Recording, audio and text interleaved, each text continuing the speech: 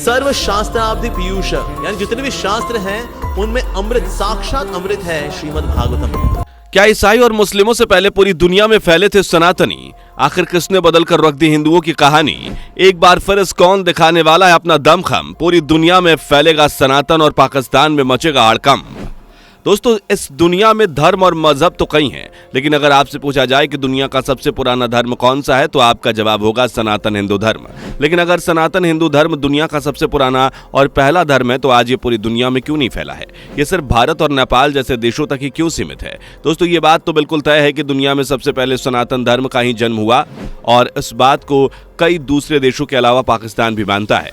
हमारे बाप दादा सब हिंदू थे, हमारे बाप दादा सब हिंदू थे। कल्चर हमारे जिंदगी में आ जाता है और हमारे बाप दादा पहले कहीं ना कहीं हिंदू तो होंगे, तो हमारे बाप दादा जाते थे मंदिर, तो अभी जा रहे हैं मकान। दोस्तों, अब तो आप जान ही गए होंगे कि आखिर मुस्लिम भी इस बात को मानने के लिए तैयार हैं कि उनके पूर्वज भी हिंदू ही लोग थे। लेकिन हजारों वर्ष पहले ऐसा क्या हुआ जिसने सनातन संस्कृति को डिस्ट्रॉय कर दिया? उसके स्थान पर इस्लाम और यहूदी जैसे अपना धर्म लोगों ने अपना लिए। सनातन संस्कृति सिर्फ भारत तक ही सीमित रह गई।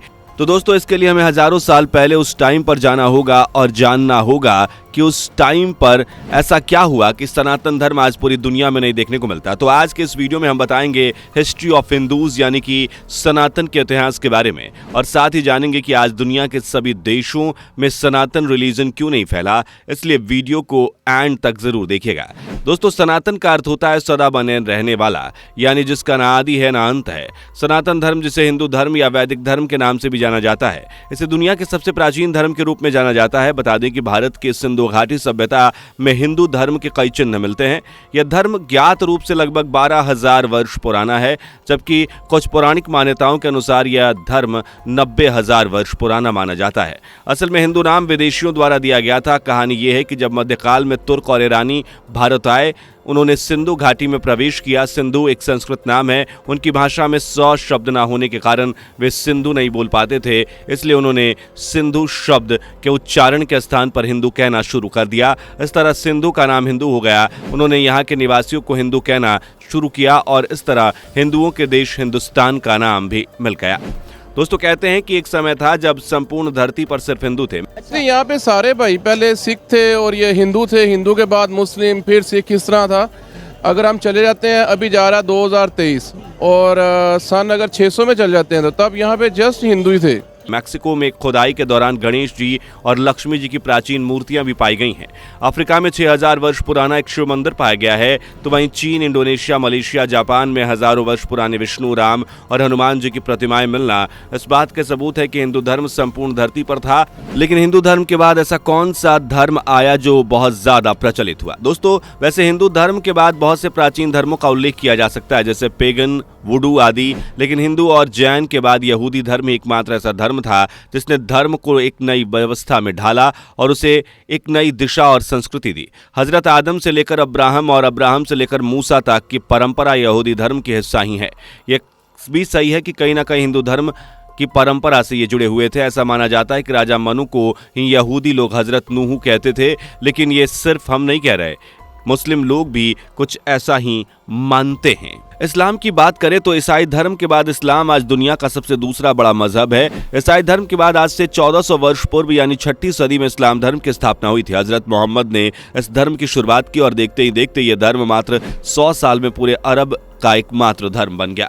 विद्वान लोग इसे पूरी तरह से यहूदी और वैदिक धर्म का मिला जुला रूप मानते हैं, क्योंकि इनकी काफी सिमिलरिटीज इस्लाम में देखने को मिलती है। लेकिन दोस्तों, अब सवाल उठता है कि आखिर सनातन धर्म के इतने प्राचीन होने के बावजूद भी ये पूरी दुनिया में अपनी छाप क्यों नहीं छोड़ पाया? तो दोस्तों, इसका सीधा सा जवाब यह है कि हम सनातनी लोग अपने विश्वासों को अपने तक ही सीमित रखते हैं और जो हम मानते हैं उस पर विश्वास करने या हमारे रास्ते पर चलने के लिए दूसरों को आमंत्रित या प्रोत्साहित नहीं करते हैं। और ना ही दूसरे धर्मों की तरह हिंदू धर्म के लोग किसी भी शख्स को जबरन धर्म परिवर्तन के लिए मजबूर करते हैं। इसके अलावा आइए जानते हैं कि आखिर किस वजह से हमारे पूर्वजों ने सनातन का प्रचार प्रसार करना उचित नहीं समझा, जिस वजह से आज सनातन धर्म ज्यादा देशों में देखने को नहीं मिलता। दोस्तों, जब संपूर्ण धरती पर प्राचीन काल में सिर्फ हिंदू ही एकमात्र धर्म था, तो इसके प्रचार प्रसार का क्या मतलब? जब सभी हिंदू हैं तो किसके बीच और क्यों प्रचार करें? निश्चित तौर पर किसी प्रचार के दो उद्देश्य होते हैं। पहला ये कि खुद के ही धर्म को मानने वालों के बीच धर्म को दृढ़ रूप से स्थापित करना, धर्म के नियमों को समझना और दूसरों को ये धर्म के नियमों को समझाना, या दूसरे धर्म के लोगों को अपने धर्म में धर्मांतरित करना, यानी कि रिलीजियस कन्वर्जन।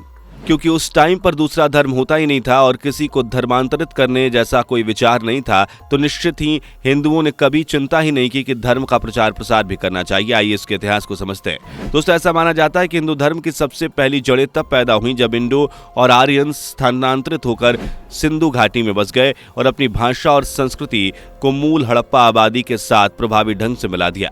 इसके बाद एक नए बिलीव का निर्माण हुआ, क्योंकि स्वदेशी और प्रवासियों की परंपराएं एक साथ मिल गई थी। दोस्तों, वैदिक काल हिंदू धर्म के प्रारंभिक समय को डेफिनेट करता है, जब वेद जीवन के तरीके को नियंत्रित करते थे। दोस्तों, वेद 4 हैं, जिन्हें ऋग्वेद, यजुर्वेद, सामवेद, अथर्ववेद के नाम से जाना जाता है। बता दें कि वैदिक साहित्य लगभग 1500 ईसा पूर्व और 500 ईसा पूर्व के आसपास लिखा गया था। वैदिक काल के बाद महाकाव्य, पौराणिक और शास्त्रीय काल भी आए और देवताओं की पूजा के साथ साथ धर्म का विचार भी आस्था का आवश्यक अंग बन गया। इसके बाद मध्यकाल जो 500 से 1500 ईस्वी तक चला, इसमें बौद्ध धर्म के साथ हिंदू धर्म की भी काफी ज्यादा प्रचलन में रहा और इस अवधि के दौरान यह विश्वास पूरे दक्षिण पूर्व एशिया, मध्य एशिया और विश्व में भी फैल गया। ऐसा माना जाता है कि भारत 650 ईस्वी तक स्वर्ण काल से गुजरा था, जब गुप्त राजवंश सत्ता में था।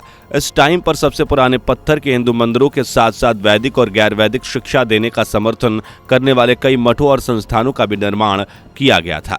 बता दें कि भारत में इतिहास और धर्म पर इस्लाम का बहुत बड़ा प्रभाव रहा। 1200 से 1757 के बीच मुस्लिम आक्रमणकारियों ने हिंदू धर्म पर प्रतिबंध लगाए, मंदिरों को ध्वस्त कर दिया और कई लोगों को इस्लाम में परिवर्तित होने के लिए जबरन मजबूर किया। इस तरह हिंदू धीरे धीरे मुस्लिम और ईसाई जैसे धर्मों में कन्वर्ट होते गए और सनातन धर्म धीरे धीरे सिमटता गया। लेकिन आज के दौर में सनातन फिर से अपनी पहचान बना रहा है, जिसमें इस्कॉन जैसी संस्थाओं का महत्वपूर्ण योगदान रहा है। दोस्तों, ऐसे खूबसूरत नज़ारे देखकर तो ऐसा लगता है कि वो दिन अब दूर नहीं, एक बार फिर दुनिया सनातन कल्चर को अपना लेगी। दोस्तों, इस बारे में आपका क्या मानना है, कमेंट में जरूर बताएं। उम्मीद करते हैं कि आपको यह जानकारी पसंद आई होगी, इसलिए वीडियो को लाइक शेयर कीजिएगा और अगर ऐसी कमाल की वीडियोस देखना चाहते हैं तो हमारे चैनल को अभी कभी सब्सक्राइब करें और बेल आइकन को प्रेस करना ना भूलें। तो मिलते हैं अगली वीडियो में, तब तक के लिए जय श्री राम। दोस्तों, आपको स्क्रीन पर 2 और वीडियोस दिखाई दे रही हैं, जिसे देखने के लिए स्क्रीन पर क्लिक करें।